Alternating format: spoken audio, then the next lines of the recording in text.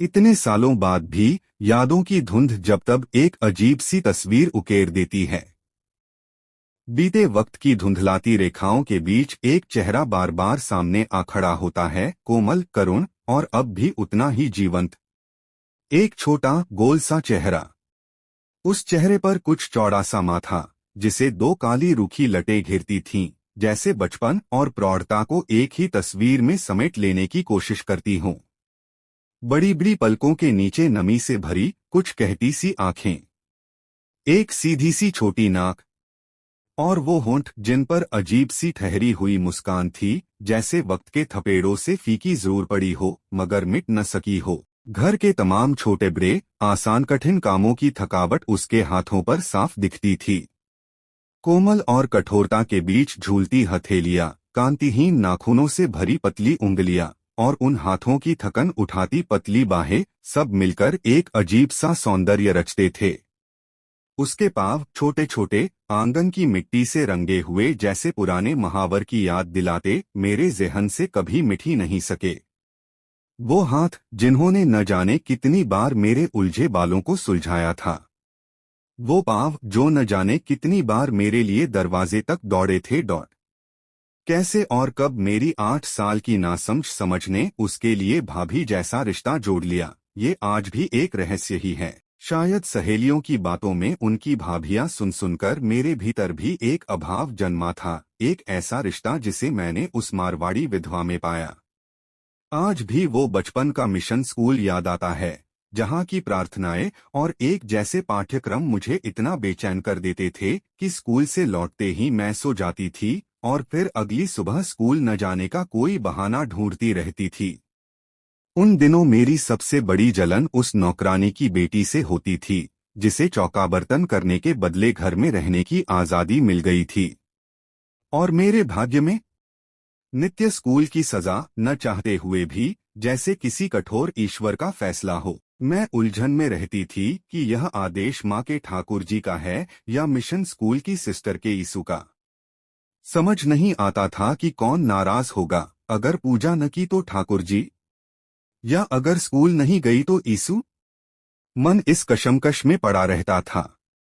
पूजा, आरती, प्रार्थना सब एक जैसे लगते थे, जैसे मैं किसी अदृश्य ताकत को मनाने की कोशिश में लगी हूं, जिससे बस थोड़ी सी राहत मिल जाए।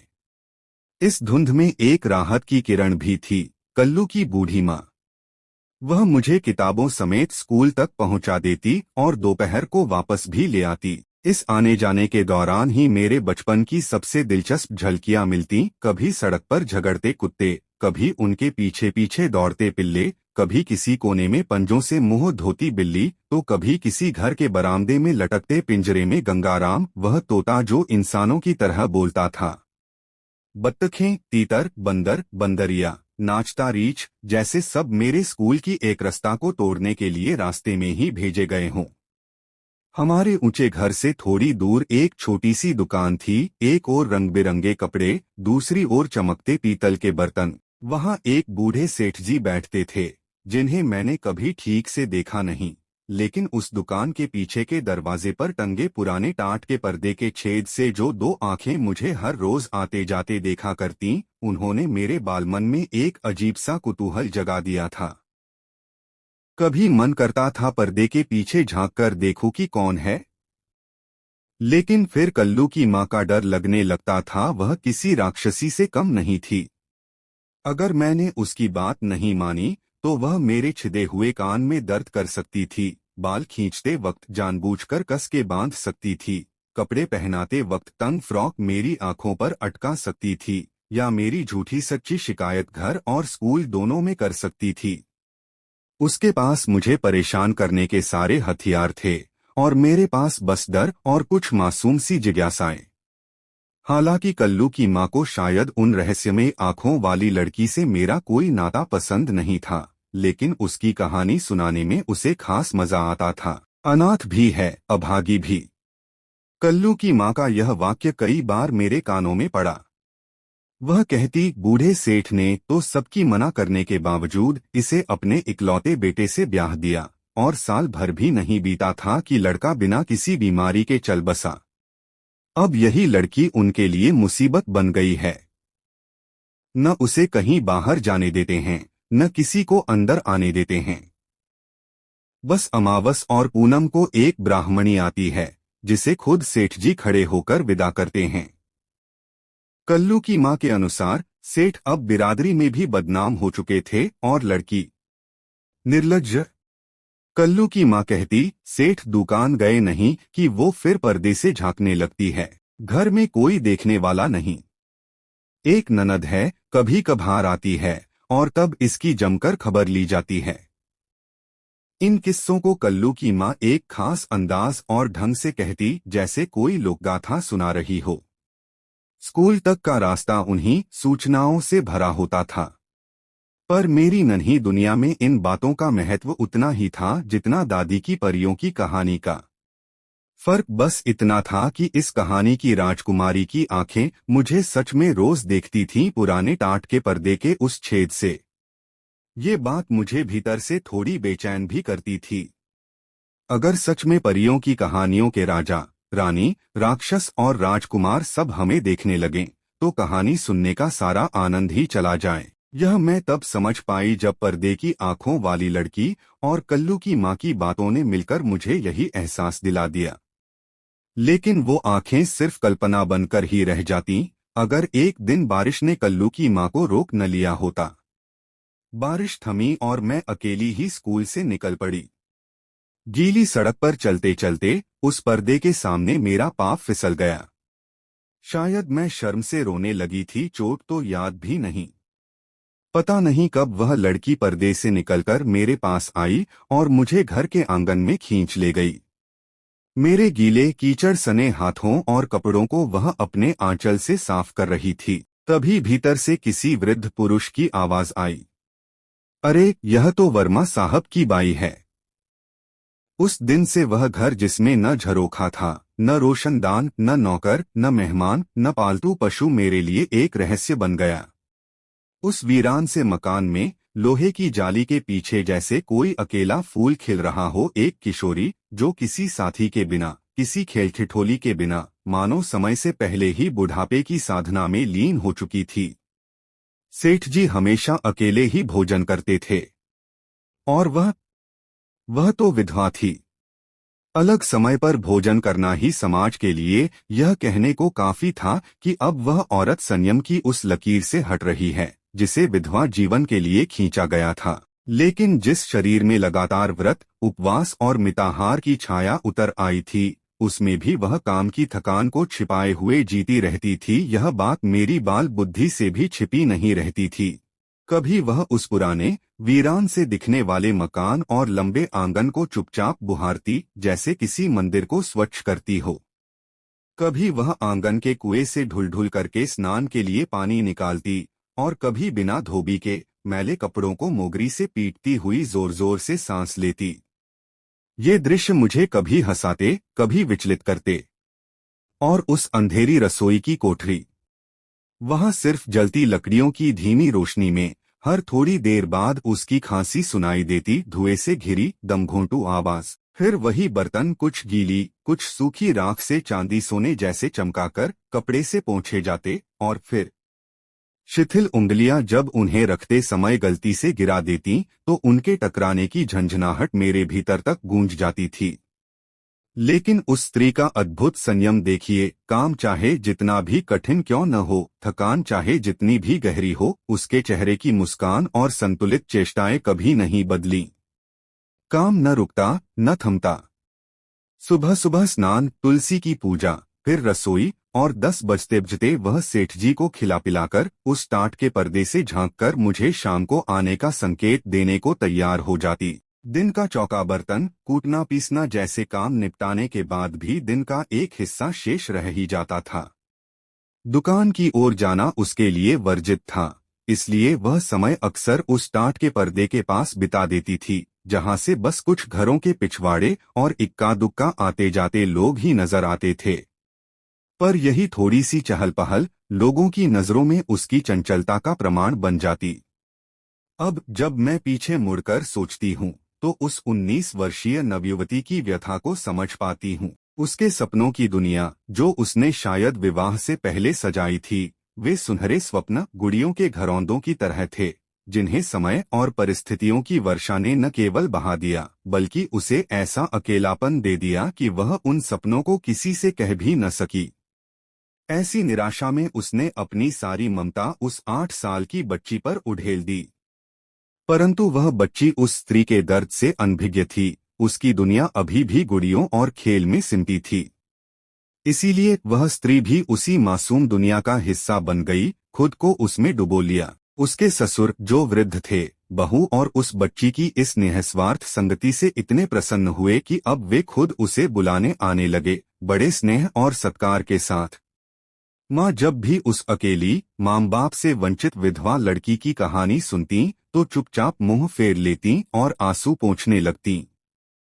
शायद उसी करुणा ने धीरे धीरे मेरी छोटी छोटी गुड़िया, उनका अजीब सा गुड्डा पति, लंगड़ी सास, बैठ नहीं सकने वाली ननद और आकारहीन बच्चों तक को भाभी की कोठरी में पहुंचा दिया।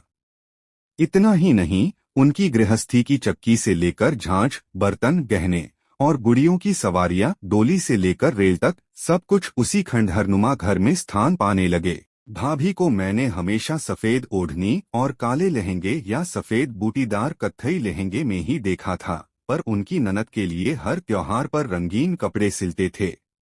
कभी भाभी की सहेज कर रखी गई कपड़ों की कतरन से, तो कभी मेरे घर से लाए गए पुराने कपड़ों से। गुड़ियों के लिए भी वस्त्रों का सुंदर इंतजाम होता।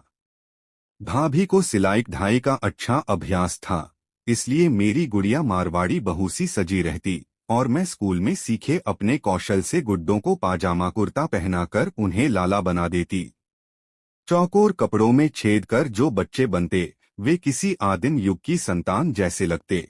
भाभी पढ़ी लिखी नहीं थीं, इसी से मेरी पढ़ाई की बातें उनके लिए चमत्कार जैसी लगती। मैं जब अंग्रेजी के जानवरों के नाम बताती, कविता गाकर सुनाती या किताब से कहानी पढ़ती, माँ का दिल, भाई का स्नेह, तो उनकी आंखें नम हो जातीं। कभी अपने गांव की बुआ की याद में लंबी सांस लेकर कहती, पता होता तो तुझसे एक चिट्ठी लिखवा लेती। लेकिन सबसे भारी पल तब आते जब वृद्ध सेठ की बेटी, जो विवाहिता थी, अपने मायके आती। उसके लौटने के बाद भाभी के हाथों पर जलने के निशान, पैरों पर नीले पड़े दाग साफ नजर आते। पर जब मैं उनसे इसका कारण पूछती, तो वे चुपचाप मेरी गुड़ियों की किसी उलझन में मुझे उलझा देती। उन्हीं दिनों स्कूल में मैंने कढ़ाई सीखनी शुरू की और अपनी हल्के हरे रंग की साड़ी पर नीले फूलों का डिजाइन बनाना शुरू किया। भाभी को रंग बिरंगे कपड़े बेहद पसंद थे। जब उन्होंने पहली बार मेरी वह साड़ी देखी, तो यूं देखती रह गईं मानो कोई सुंदर चित्र आंखों के सामने जीवंत हो गया हो। आज भी समझ नहीं पाती कि मैंने माँ से जिद कर वही कपड़ा क्यों मंगवाया और क्यों किसी को बताए बिना छिपछिपाकर उस पर फूल टाकने लगी। शायद भाभी की आंखों में रंगों के लिए जो प्यास थी, वही मुझे उसकी ओर खींचती रही। भाभी तब बार बार मुझे बुलवाती, नए नए घरौंदे बनाकर दिखाती, गुड़ियों के लिए नए कपड़े सिलती, लेकिन फिर भी मैं अब पहले जितना वक्त नहीं देती। वो मायूस हो जाती और चुपचाप दरवाजे तक मुझे छोड़ने आती, बिना कुछ कहे। वो दिन आज भी मेरी याद में जैसे आग की तरह जला हुआ है। शायद सावन की तीज थी। स्कूल की जगह माँ ने मुझे लहरिया साड़ी पहनाई थी और हाथों में मेहंदी भी लगाई। उस दिन मैंने अपनी काढ़ी हुई ओढ़नी को छिपाकर भाभी के लिए ले जाना तय किया। भाभी दालान में बैठी कुछ बीन रही थीं, दरवाजे की ओर उनकी पीठ थी। मैं धीरे से गई और ओढ़नी उनके सिर पर डाल दी। वह चौंक कर उठीं। नीले फूलों की वह कढ़ाई और ओढ़नी की रंगत ने उन्हें जैसे कुछ पल के लिए उनकी हकीकत भुला दी। वह हंसी ऐसे जैसे कोई बच्ची अपने मनपसंद खिलौने को देखकर खिल उठे। लेकिन तभी किसी की आवाज आई, बींदनी, और सब कुछ बदल गया। सामने उनके ससुर थे, जो चौखट को थामकर खड़े थे, जैसे गिरने से खुद को बचा रहे हों। और उनकी कठोर ननद, जिसकी आंखों से आग बरस रही थी, घर में कदम रख चुकी थी। हाँ, तीज ही रही होगी, क्योंकि वृद्ध खुद अपनी बेटी को लाने गए थे। उसके बाद जो हुआ, वह किसी दुःस्वप्न से कम नहीं था। मैंने अपनी आंखों से उस निर्दोष स्त्री पर ऐसी निर्दयता देखी जैसी फिर कभी नहीं देखी। जब कोई उपाय नहीं सूझा तो शायद मैंने जोर जोर से रोना शुरू कर दिया। लेकिन भाभी तो तभी बच सकीं जब उनका शरीर भी मन की तरह बेसुध हो गया। वृद्ध मुझे उस दिन कैसे घर पहुंचा आए और फिर डर और दुख के कारण कितने दिन मैं बुखार में पड़ी रही, इसका ठीक ठीक कुछ याद नहीं। बस इतना जानती हूं कि जब कई दिनों बाद भाभी को दोबारा देखा तो उनकी आंखों से वह बचपन वाली मासूम चमक कहीं खो चुकी थी। होंठ जो कभी मुस्कान की छाया से भरे रहते थे अब कांपते थे, जैसे भीतर का दर्द बाहर आने से थक चुका हो।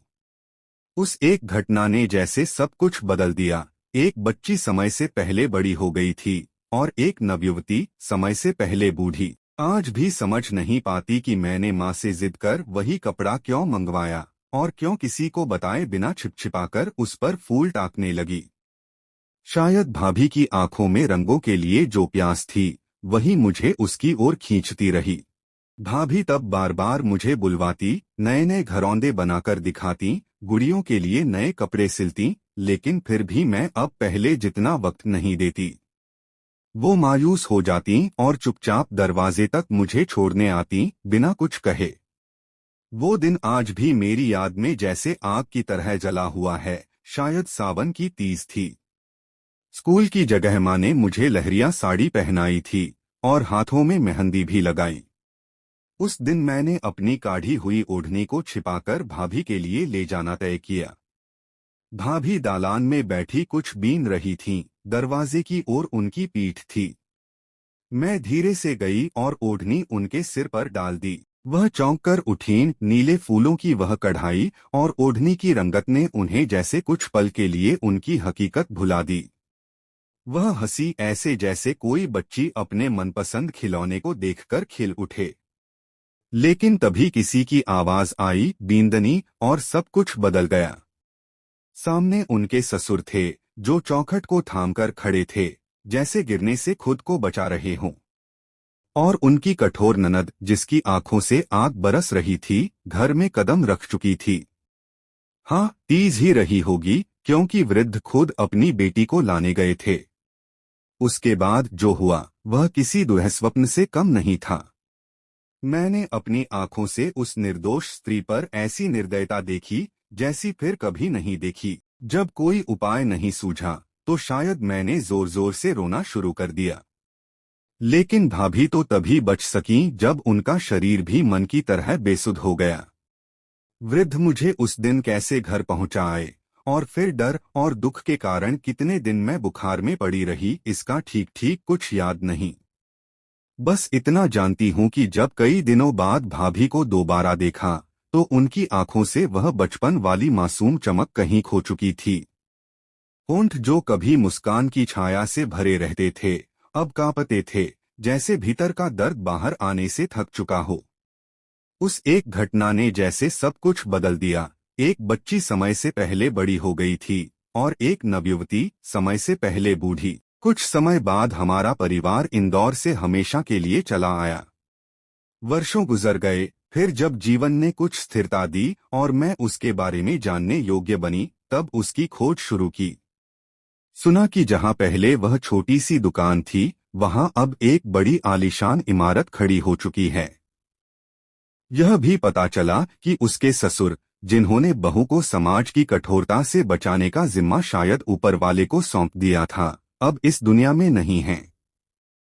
लेकिन फिर उस कठोर समाज ने उस अबला की कैसी देखभाल की, कोई नहीं जानता। इस विशाल दुनिया में उस एक सूनी कोठरी में बैठी लड़की की कहानी कहाँ गुम हो गई, यह सोचते ही दिल भर आता है। और आज भी कभी कभी मन करता है कि उस लड़की को, जिसने मेरे बचपन की गुड़ियों के लिए घर बसाया था, एक बार फिर देख पाऊं। अब भी जब कोई हंसते हुए पूछ बैठता है कि मुझे रंगीन कपड़े क्यों पसंद नहीं, तो अतीत की परछाइयां मन में घिर आती हैं। कैसे कहूं कि उन चटकीले रंगों में मुझे एक चेहरा दिखता है, एक ऐसा चेहरा जो करुणा में डूबा है, मुरझाया है और मेरे दिल के किसी कोने से कभी जुदा नहीं हुआ। अक्सर सोचती हूँ जब उस वृद्ध ने अंतिम बार आंखें मूंद ली होंगी तो फिर वह जिसे जीवन में खुली आंखों से देखने की भी इजाजत नहीं मिली थी, कहाँ गई होगी। और तब न जाने क्यों किसी अनजानी आशंका या सवाल के उत्तर में मेरे भीतर की ममता चुप नहीं रह पाती, बस चीख उठती है, नहीं, नहीं।